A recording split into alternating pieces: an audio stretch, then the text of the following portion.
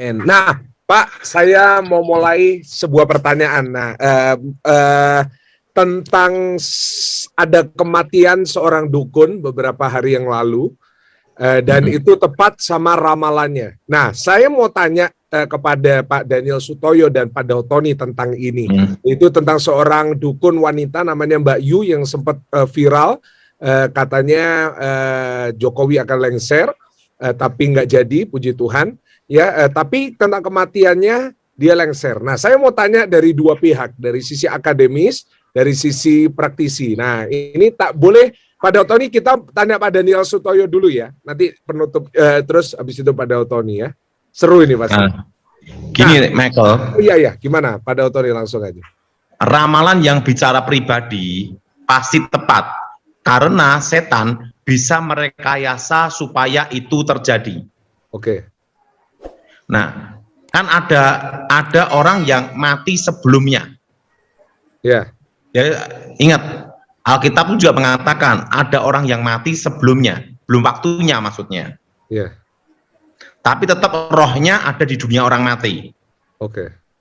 Contohnya ada orang bunuh diri, betul? Ya. Nah, kedua, orang kena yang namanya santet. Nah, tetapi ingat, segala sesuatu itu pun tetap semua seizin Tuhan dan ada dalam kendali Tuhan. Amen.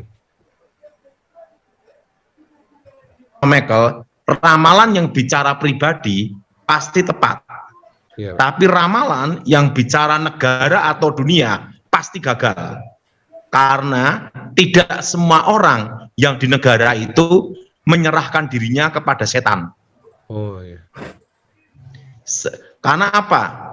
Karena semua itu masih dalam kendali seizin Tuhan. Menurut Michael gimana? Iya Pak, setuju Pak. Nah berarti kalau misalnya ada dukun yang meramal tentang dirinya sendiri pasti tepat, yaitu tentang kematian kemarin ya. Kan setan bisa merekayasa supaya itu terjadi. Oke. Nah, seperti orang dibunuh, memang setan tidak langsung rohnya diambil, tetapi ada cara. Nah, misalnya orang pakai pisau, cep, mati, betul? Yang kedua, ada juga dia ngeramal sendiri, artinya apa? Setan punya hak atas hidupnya. Nah, mati, gitu loh Michael. Iya. Ramalan yang bicara pribadi itu pasti tepat, karena setan punya hak merekayasa dirinya, maka disebut anak-anak dunia dan anak-anak Elohim. Kalau anak-anak dunia itu masih di bawah kendali setan. Setan punya hak atas hidupnya. Tapi kalau anak-anak Elohim itu posisi di atas setan. Setan tidak ada hak dan tidak ada kendali. Kenapa? Anak-anak Elohim posisi di atas setan. Itu bedanya. Nah, iya Pak. Nah, kalau yang dalam Tuhan itu posisinya ada di atas setan. Jelas, Michael? Jelas. Nah, kalau yang tidak dalam Tuhan, posisinya di bawah setan. Ya.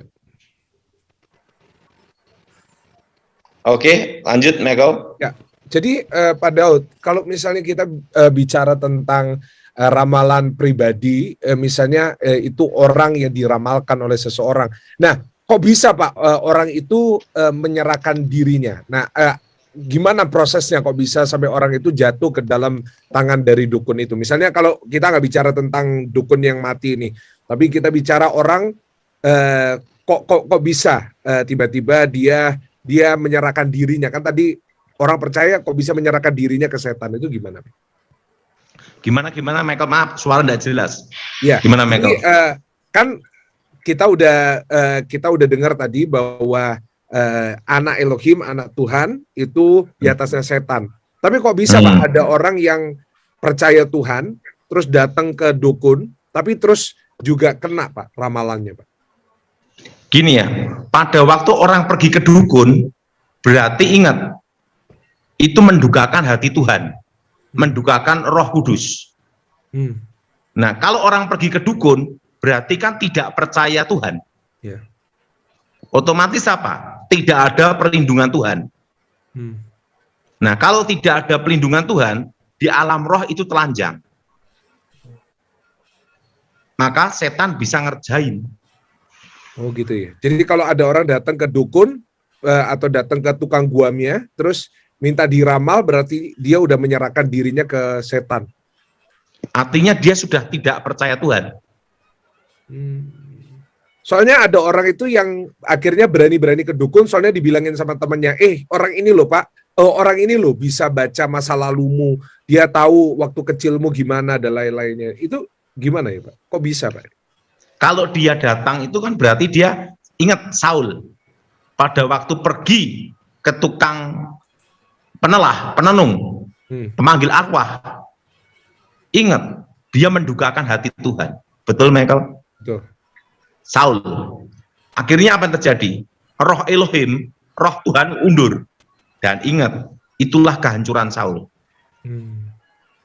Iya Pak.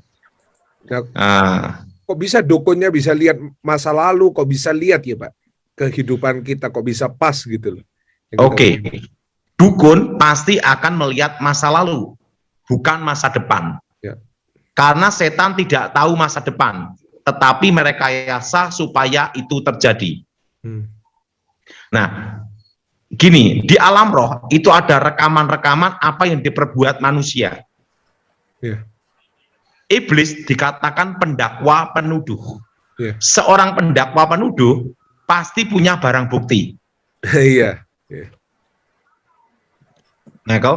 Ya, setuju Pak.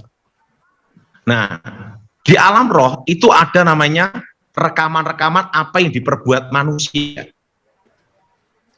Makanya sebelum bertobat, waktu jadi dukun, itu langsung lihat apa yang diperbuat dia dari bayi sampai umur segitu. Tahu semua. Oh iya Pak? Iya. Karena kan setan ada di mana-mana, Michael. Dan setan itu adalah jaringan manajemen yang tertata rapi di dunia. Ada manajemennya juga Pak? Iya. Dan setan itu tidak pernah mengkudeta Lucifer. Nah, kenapa? Karena mereka status nasib tidak diampuni Elohim. Oke, jelas Michael? Jelas Pak. Nah, kita kembali ke ramalan Pak. Tadi kan ramalan perorangan bisa terjadi, ya kan? Nah, apa bedanya ramalan sama nubuatan Pak? Nah, ini kan mirip-mirip Pak. Kan ngomongin tentang masa depan. Nah, ini di mana nanti kita juga tanya sama Pak Daniel. Nah, menurut Pak Daud, terputus Michael. Suaranya terputus, enggak jelas. Gimana? Ya, sorry, Pak Daud dengar saya? Jelas ya. Sekarang. Nah, Pak, apa bedanya ramalan sama nubuatan? Nah, ini kan mirip-mirip Pak. Nubuatan itu datangnya dari Elohim.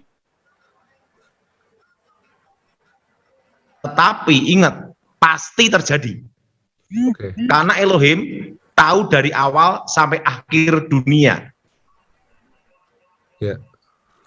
Beda dengan setan, ramalan itu adalah perkiraan. Memprediksi sesuatu yang belum tentu terjadi. Karena setan tidak tahu masa akan datang. Tapi ingat, kalau ramalan pribadi, setan bisa merekayasa supaya itu terjadi. Harus dibedakan di sini, Michael. Iya, Pak. Iya, Pak.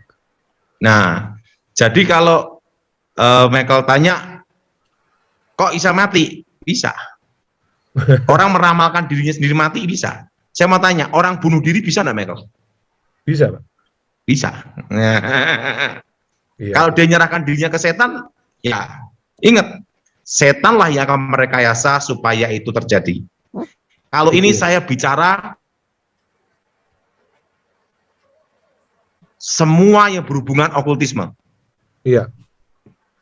Jadi saya tidak bicara satu dukun, bukan. Tapi semua orang yang terlibat okultisme. Iya, jadi termasuk dukun ya, Pak? Iya. Jadi kalau Michael tadi kan beritahu satu orang.